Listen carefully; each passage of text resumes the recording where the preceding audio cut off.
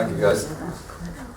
I first met Scanner in the 90s when he was doing, I think it was the Electronic Lounge in the ICA, and that was the place to go on it. I think Tuesday night, I think it was. I think it was £2 in. And it was 150. 150. Even 150. And it was full of very, very, very interesting people. At that time, we were, my group Islamic Figures and Scanner were making our fortune on the Belgian Sub Rosa record label. And myself and Frank Wynn from Islamic Figures, we were putting together this Burroughs and Geisen tribute album called 10% 500 Burroughs. And Sub Rosa suggested to us that we get Scanner to do a track.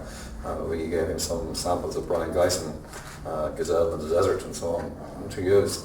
And Robin did so well with the material we gave him that he came up with two versions of the same track, two very different and very beautiful versions, and we liked them so much that we put the two of them on the album. And we've had various encounters over the years since then in publications and compilations and so on. And Robin has very, very kindly agreed to come here tonight, and he's told me what he's going to do, and I completely approve of it. I think it's an excellent idea, and so I give over to him. Thanks a million.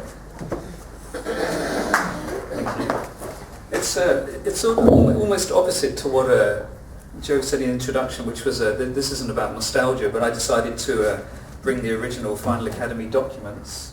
Some people are familiar with this, a few nodded heads. I mean, it's strange for me, just to give a little brief introduction. I haven't been actually back to this place in 30 years. I used to come here in 81, 82 when it was a squat, and a colleague of mine used to run a space upstairs, and I remember I have photos of me 18 years old wearing a black wig, and I met the band Lieback in their very early days, and we were here, and I've got the most ridiculous photos of us wearing a stupid... is that not approved of? Or is it approved of? They are absurd photos. I didn't bring those because that's just too intimidating for even myself. Lieback is Kunst. Yes. Neue Slowenische Kunst. If you're familiar with this group, they were very intense, serious guys, and I wore this ridiculous wig because I thought it was quite funny at the time, but that's what you do as a teenager. The Final Academy to me was interesting, particularly from a musical point of view. A lot of bands I was interested in at the time, 23 Skidoo, Last Few Days, Cabaret Voltaire and Burroughs himself were performing, and so as a relatively shy, naive teenager, it was a very intriguing time that this mass of interesting works happened at the same time. And I mean, there's always a presumption that people know who everybody is, and there's always a presumption that everybody knows everything about Burroughs and people know everything about all the connections. And I thought actually it'd be interesting to read a piece by John Savage, the British writer, who's written some fantastic books. Schizophrenic, okay. Diagnosed. Was he? Officially. Okay, goodness. From a early age. Well, if you have the opportunity to look into John Savage's writing, it's quite phenomenal. He wrote a book about teenagers, he's written a book about punk, all kinds of things. But a really interesting character and a story that... Do you mind if I just... Sorry, do you mind if I just talk? It's quite distracting. Apologies. Thank you. An amusing story for me, in 1998 I was working up in Liverpool on a fellowship at the university, and it was a perverse situation because I had a phone call to say what colour did I want my room painted where I'd be actually based, and I said I don't really mind. And a few weeks later I went up there and they painted the room white, and in fact what they'd done in the room was stored John Savage's punk archive, and this is a phenomenal archive of clip-ins, photographs, contracts from Sex Pistols, all kinds of things, all sitting in a box. And apparently, this is quite a challenge, apparently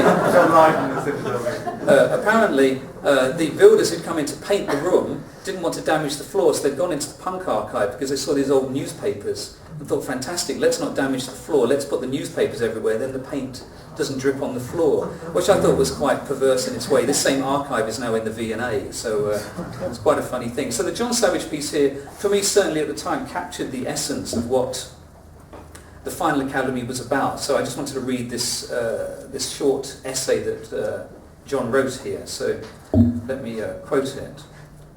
On this day when the sight of sun on wet grass speaks of myriad possibilities, I idly open a newspaper to find, quote, a new horror born in London stalks Hollywood. Tape, testing and program evaluation, is a computerized system for analysing film and TV scripts to eliminate unappetizing anti-box office elements, such as European characters or other ethnic misfits in certain roles. Since the notorious days of Senator Joseph McCarthy's witch hunt, such stigmatising has rarely been put on paper. But Tate warns that scripts won't measure up if the central characters are any other than white Americans. Least acceptable of all are Negroes, Jews, Italians and Mexicans. Columbia Broadcasting Systems, the biggest producer, is behind the secret concept, according to the Sunday Times, the 18th of July 1982. Savage continues, "This sets me thinking. I pick up another magazine that's lying around to find books such as these: Mary Poppins, Faust, Das Kapital, Alice in Wonderland, The Joy of Sex. This first random 5 and some 550 more have been judged, quote, too immoral, licentious, corrupting or misleading to be allowed to appear in libraries, schools, bookshops or any other public places where they might be picked up and read by minors. Misleading? Quite from what? Quote, it's no longer sex which arouses most passionate attack, but irreligious material. Because a girl character was depicted as thinking too independently of her parents, this book could be morally damaging. Booksellers in particular are bearing the brunt of censorship moves. They usually receive the first complaints and may have their stock confiscated or even be put out of business by pro-censorship lobbies. Spine-chillingly, books have been already burned in some states. I think the basic point is the Final Academy is not art. This is the cloak used to shroud what will go on there from the millions of people who could use it. As art, it can be contained, pigeonholed, and ultimately ignored as the work of cranks, junkies, homosexuals, Negroes, Jews, Italians, Mexicans, etc. These people have no place in our society today. But Hollywood monopolised, this is Burroughs speaking now, but Hollywood monopolised and crippled an art form and spiritually disarmed a planet at a time when spiritual resilience is urgently needed to save the planet from disaster. Take Nirvana. It is obvious to all us cranks that the real war that is being fought in the Western world is not about territory, for that's all being used up, but about information. Both in the specific and the general sense. For every key that turns in the door, there are dozens of bolts to keep it shut. At a time when the rate of technological change is accelerating, many people are reaching the threshold of their endurance. A threshold artificially lowered by controlling agents such as Hollywood or the new Hollywoods, the pop music industry and the television networks. Encouraged by large and powerful forces, they turn to various forms of radical conservatism. In America, born-again Christianity.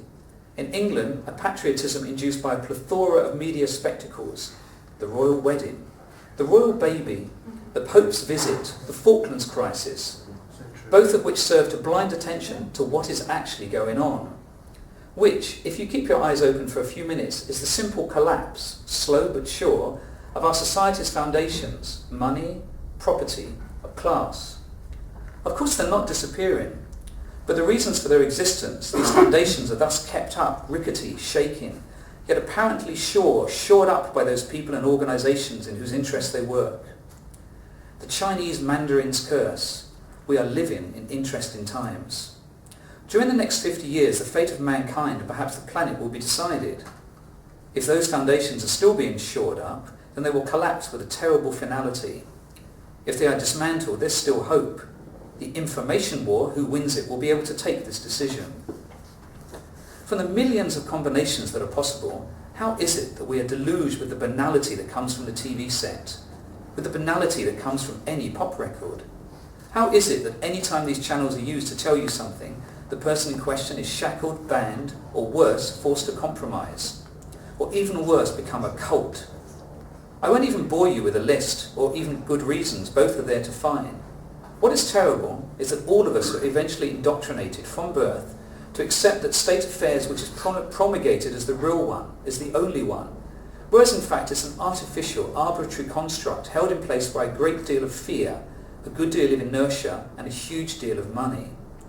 This makes deconditioning even harder. This makes too the effect of this deconditioning random and potentially dangerous.